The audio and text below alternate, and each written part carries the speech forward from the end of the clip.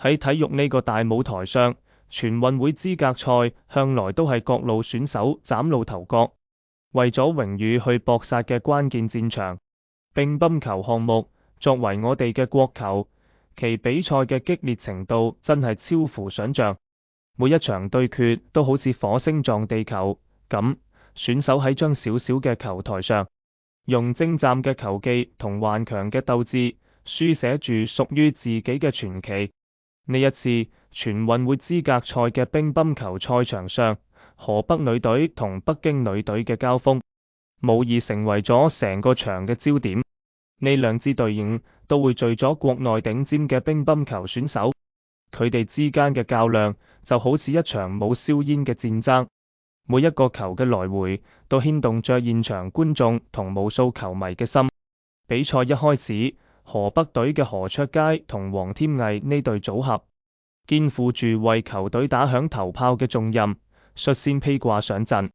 佢哋就好似兩位懷揣住夢想同信念嘅勇士，帶住滿滿嘅鬥志踏上賽場。何卓佳呢位喺乒乓球界嶄露頭角嘅選手，以佢紮實嘅基本功同頑強嘅拼搏精神著稱。黃添毅同樣實力唔俗，球風靈動多變，佢哋嘅組合被河北隊寄予咗厚望。不過，體育競技嘅殘酷性就喺於，結果往往充滿咗唔確定性。面對北京隊嘅勁敵，何卓佳同黃添毅喺比賽中遭遇咗唔少挑戰。北京隊嘅選手配合默契，戰術素養極高，每一個球嘅處理都恰到好處。喺激烈嘅角逐中，何卓佳同黃添毅盡管拼盡全力，但仲係唔小心失分。最終，北京女隊先下一城，攞到寶貴嘅一分。呢個結果就好似俾咗河北隊潑咗一盆冷水，令到現場嘅氣氛瞬間緊張起來。河北隊嘅教練眉頭緊鎖，眼神中透露出擔憂，隊友們都紛紛握緊拳頭，為接下來嘅比賽捏咗一把汗。而何卓佳同黃添毅個樣寫滿咗失落同唔甘，佢哋深知呢一局嘅失利，令河北隊喺比賽一開始就陷入咗被動局面。就喺河北隊陷入困境嘅時候，球隊嘅核心選手孫穎莎就好似一位力挽狂瀾嘅英雄，迅速登場。孫穎莎呢位喺乒乓球界聲名遠揚嘅選手，以佢犀利嘅進攻同出色嘅心理素質聞名。佢每一次出場都好似帶住一種無形嘅氣場，令到對手唔敢小覷。呢一次佢面對嘅係北京隊嘅陳宇軒。比賽過程中，孫穎莎嘅眼神中透露出堅定嘅信念，就好似睇穿咗對手嘅每一個意圖。佢就好似一位靈動嘅舞者，喺球台前輕盈咁移動腳步，手中嘅球拍就好似一把鋒利嘅寶劍，每一次揮拍都帶住凌厲嘅氣勢。陳宇軒都唔係等閒之輩，佢試圖通過多變嘅球路同頑強嘅防守去抵擋孫穎莎嘅進攻，但孫穎莎憑住豐富嘅比賽經驗同出色嘅技術，始終掌控住比賽嘅節奏。佢巧妙地運用各種戰術，時而大力扣殺，時而輕調網前，令到陳宇軒防唔勝防。最終，孫穎莎以3-1嘅比分乾淨利落地擊敗咗陳宇軒，成功幫球隊扳平咗大比分。呢個精彩表現就好似喺黑暗中點亮咗一盞明燈，瞬間點燃咗河北隊嘅希望之火。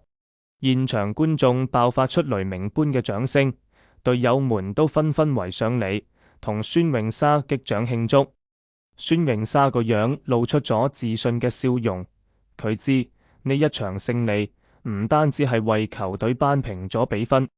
更係為隊友注入咗強大嘅信心。緊接住，何卓佳再次上場，呢一次佢化身為堅韌嘅戰士，面對北京隊嘅張祥宇毫唔畏懼。經歷咗上一局嘅失利，何卓佳心入面憋住一股勁，佢渴望喺呢場比賽中證明自己。比賽一開始，何卓佳就展現出咗強烈嘅求勝慾望，佢每一次擊球都充滿力量，就好似要將之前嘅失利化作動力，全部發洩喺張小小嘅乒乓球上。張翔宇就憑住出色嘅防守同靈活嘅腳步，同何卓佳展開咗激烈嘅對抗。前兩局何卓佳發揮出色，以絕對嘅優勢輕鬆攞下。不過第三局比賽出現咗戲劇性嘅轉折，張翔宇喺呢一局中迅速發力，改變咗戰術打法，加強咗進攻嘅力度同速度。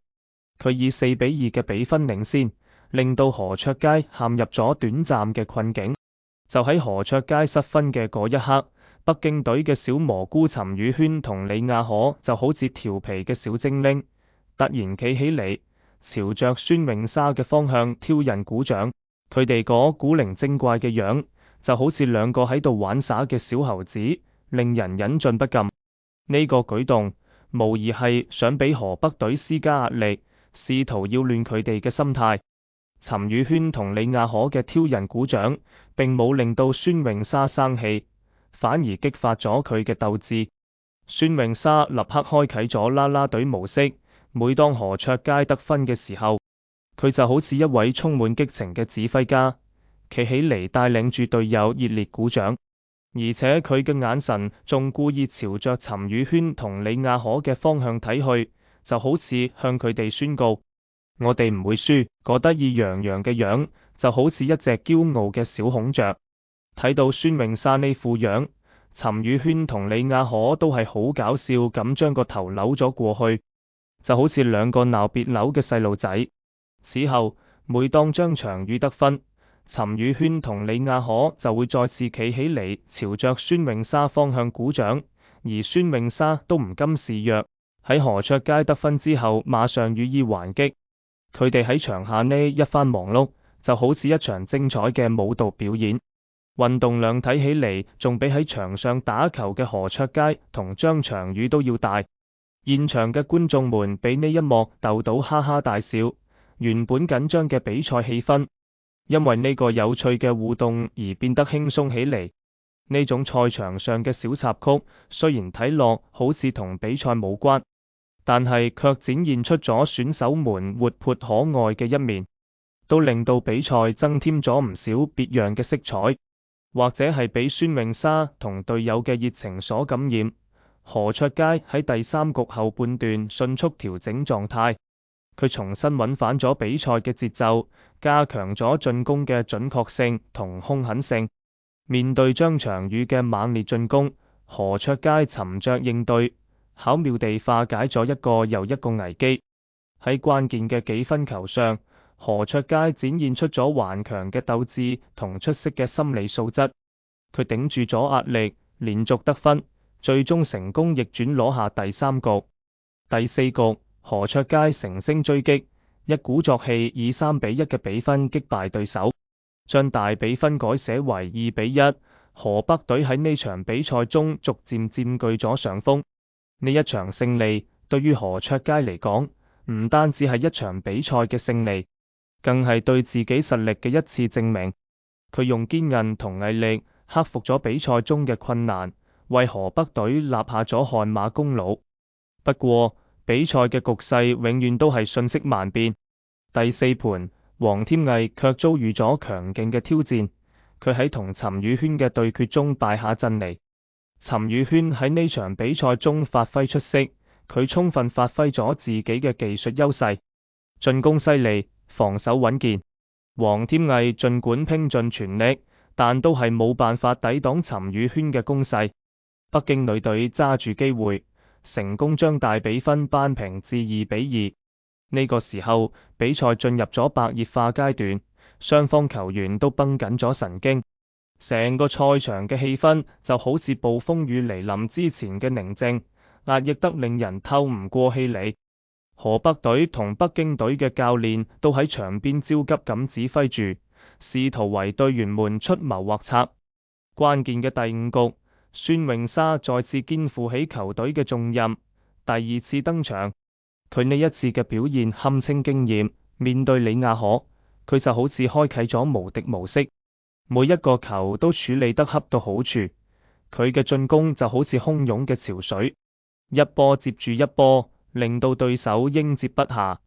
佢嘅防守又好似堅固嘅盾牌，密唔透風，令到對手難以突破。李亞可喺孫穎莎嘅強大攻勢下，顯得有啲力不從心。佢試圖通過改變戰術去揾機會，但孫穎莎總能夠迅速做出反應，化解佢嘅進攻。最終，孫穎莎以3-0嘅懸殊比分擊敗咗李亞可，帶領河北隊2-3-2嘅總比分艱難戰勝咗北京隊，收穫咗寶貴嘅3連勝。呢一場勝利對於河北隊嚟講，就好似一座閃耀嘅獎盃，凝聚住成隊嘅努力同汗水。孫穎莎喺關鍵時刻嘅挺身而出，再次證明咗佢作為球隊核心嘅實力同價值。儘管喺比賽中大家有住呢啲有趣嘅鬥嘴互動，但場下嘅佢哋其實係關係十分要好嘅朋友。作為深圳大學嘅隊友，喺比賽結束之後，孫穎莎同陳宇軒等人就好似久別重逢嘅親人，熱情咁抱喺一齊互動，